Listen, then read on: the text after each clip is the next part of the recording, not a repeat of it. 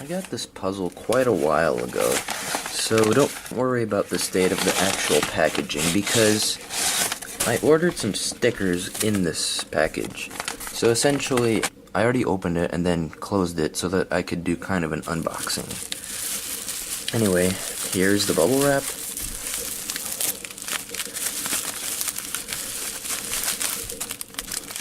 More bubble wrap. Styrofoam. All that great stuff to keep this puzzle safe on its trip from Hungary. Here we go. Now let's gently take this out, not touch the tape against the puzzle. Here we go. Look at this beauty.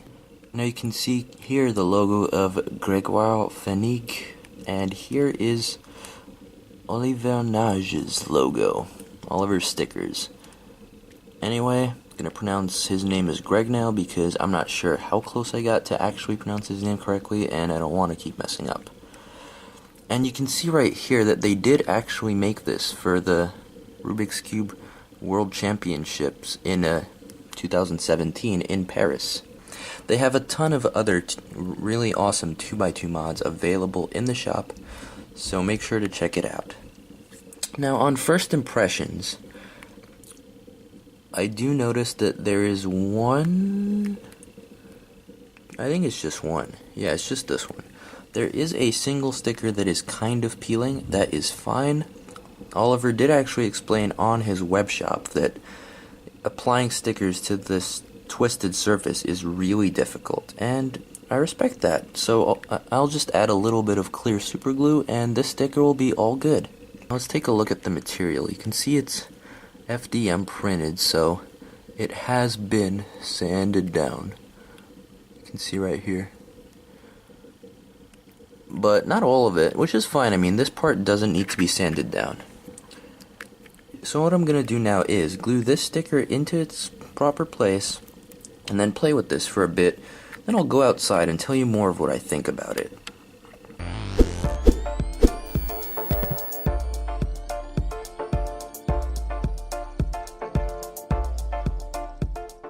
So the super gluing process unfortunately didn't go as well as I had planned. I did add some super glue to this area here, but no matter what, the sticker just would not stick to the PLA plastic. And in the end, it just looked really ugly, so I ended up taking all of the stickers off of the red side, and then I cut some of my own and put them on here. Of course, they don't look nearly as good as the original ones, and I think this is a good opportunity to show you just how much work Olivér actually had to put in to this puzzle. So, you see this line right here? That's not straight. If you have a straight line, this is what it looks like. So Oliver actually had to design the curvature of the sticker, both here and here, because again, if you have it straight, it just looks convex like this. And just overall, you can see that this looks a lot better, and also, just in terms of air bubbles, there's basically none, while on this side, there's just a lot. And he explains this on his website by saying that he has to use a hair dryer to get them to stick properly. So I really appreciate the amount of work that Olivér and Greg put into this. You can see that this is Greg's logo. It's based on a artistic rendition of his Morning Star puzzle. This is Olivér's old logo. As of right now, Olivér actually has a new logo on his website. Make sure to go check it out. And this is where the puzzle is originating from, Rubik's Cube World Championship, Paris 2017. This was part of a series of puzzles that Greg designed for Olivér to actually FDM print and then sell at the World Championships, because they had stands next to each other back then. Anyway, so while I was restickering the red side, I actually noticed something. The twisted sides are not sanded down. These sides, the white and yellow ones are, but not the twisted sides. Now, I don't know why exactly that is. Maybe it was just too difficult or impractical. But this was like the most problematic area, and I sanded it down, and you can see that this sticker now has no issues with it. So maybe it'll just be too much work to actually sand down all these curved faces, because sanding down curved faces is a lot more difficult than you would think. But it definitely helped in my situation.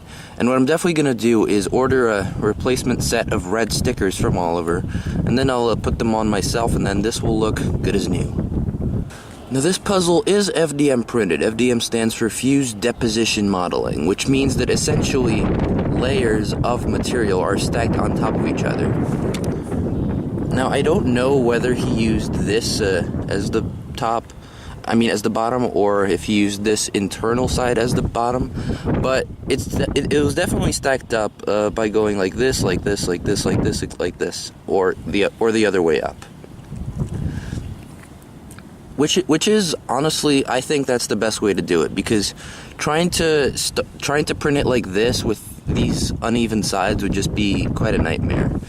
And since these sides are flat, it's a great idea to just take advantage of that and just print it vertical. Now obviously the puzzle wasn't printed in place, each piece was printed individually. I don't actually know if this is a shape mod of a mini Ishin 2x2 or if this is a fully 3D printed mechanism.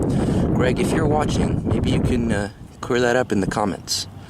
Anyway, with all the technical things aside, I just want to say this puzzle looks absolutely amazing.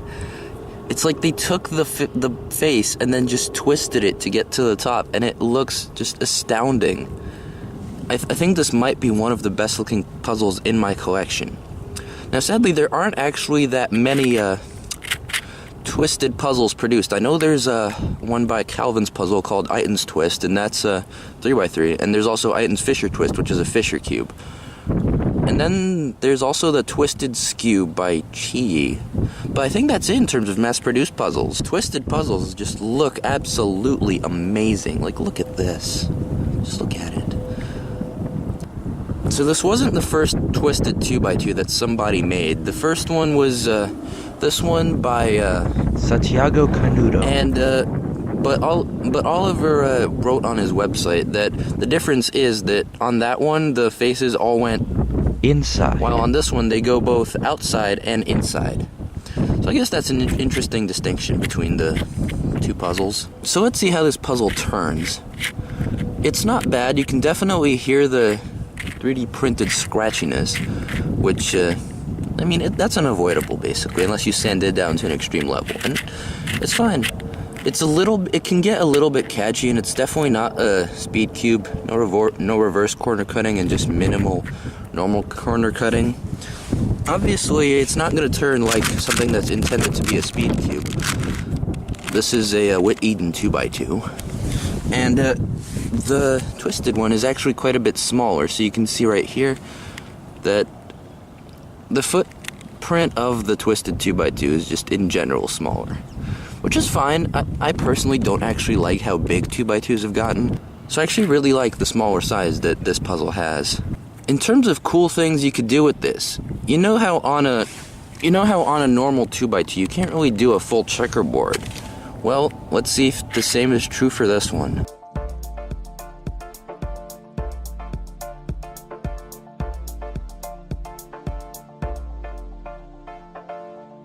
Now this is just amazing. You actually can do a twisted 2x2 checkerboard. See? And then there's the other side, and then the top and bottom are checkerboarded. Now that's because of the twisted nature of the puzzle, meaning that the issues that affect the normal 2x2 checkerboard are kind of skewed, so that even though on a normal puzzle this wouldn't look like a checkerboard, because of the way that twisted puzzles are stickered, it does. So now what I'm going to do is just scramble this puzzle up and then solve it using the flat side as my first face.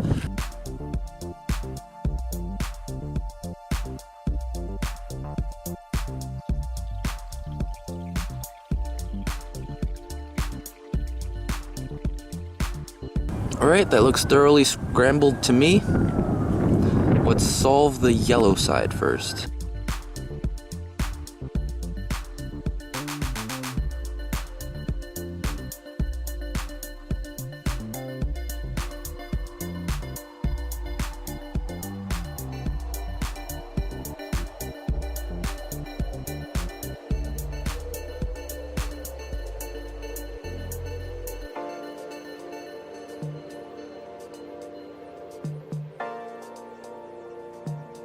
So if you solve it using one of the flat sides first, I don't think it's really much more difficult than a normal 2x2. But let's see how it goes when I try solving one of these twisted sides first and last. That should be a little bit more of a challenge just because it'll be harder to recognize that a piece is actually in the right place. So I'm going to scramble it up now.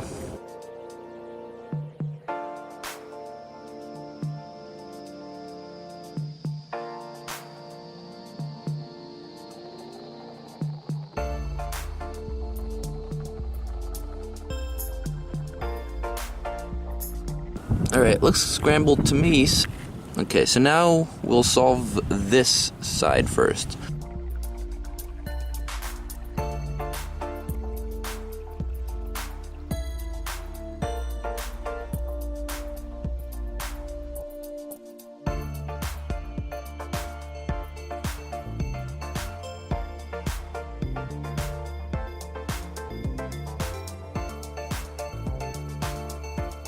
Solving it this way wasn't significantly more difficult, but it definitely took a longer time to do it this way, just because of the recognition that you need to do. It's more difficult than solving it the normal way. If you want a real challenge, solve it using a stickered twisted side first, like just the blue side. I tried it that way, and I haven't been able to solve it. Overall, other than the sticker problem, I have not had any issues with this puzzle. The turning quality is great. Make sure to check out Olivér shop where he's selling a lot more of Greg's designs. Greg is a very talented designer, and I have no doubt that his other puzzles are just as great as this one. Anyway, in terms of more personal things, I do have social media now. I have Instagram here and Twitter here. Follow me on Instagram. I'll be posting pictures of puzzles that I'm making videos about, maybe a couple days in advance, maybe on the day. It depends. And then on Twitter is just where I'm going to be posting random thoughts, some related to videos, some not. Anyway, it's been great. Thank you, Greg and Olivér, for the wonderful puzzle. Thank you all for watching, and have a great day.